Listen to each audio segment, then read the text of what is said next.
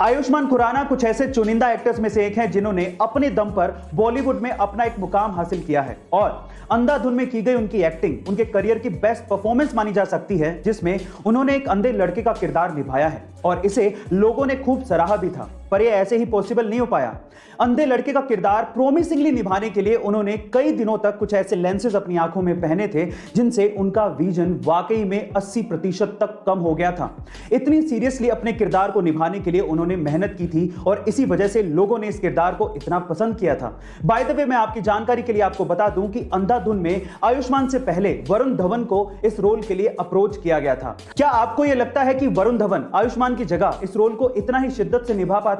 अगर मैं आपसे कहूं कि अगर आपको अपनी किस्मत बदलनी है तो ये बनियान पहन लो, या फिर अगर मैं आपसे कहूं कि अगर आपको अपना दिमाग तेज करना है तो ये टॉफी खा लो, तो आप मुझ पे हंसेंगे। लेकिन बहुत बड़ी बड़ी कंपनियां ऐसे ही आपको एडवर्टाइज करके या सेलिब्रिटी के थ्रू बुलवा के आपको सामान बेच भी रही हो और आप बनियान खरीद के पहन भी रहे हो और टॉफी खरीद के खा भी रहे हो। विश्वास नहीं होता? लक्स कोजी, अपना लक पहन के चलो, ऐसे कह के वो बनियान को लक से जोड़ रहे हैं। लक्स कोजी, अपना लक पहन के चलो बाबा।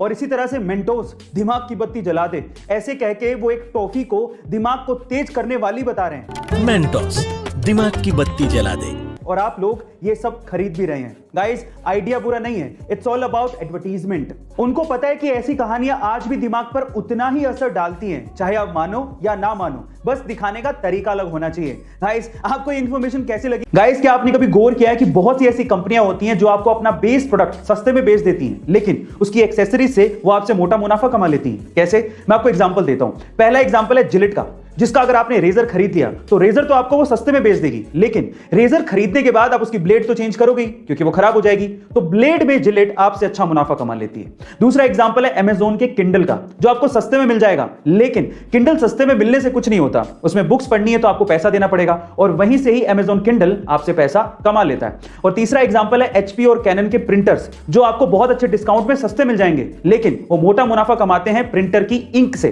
क्योंकि आपको प्रिंटर में रिफिल करने के लिए इंक तो चाहिए, तो वहां से वो आपसे अच्छा मुनाफा कमा लेती हैं। गाइस, यही होती है कला, मुनाफा कमाने की या पैसा कमाने की। गाइस, आपको ये जानकारी कैसी लगी? ये बात है 1980 की, जब महाराष्ट्र के जलगांव डिस्ट्रिक्ट के अमलनेर गांव में रहने वाले मोहम्मद अनवर के पिता की अचानक से मौत हो गई।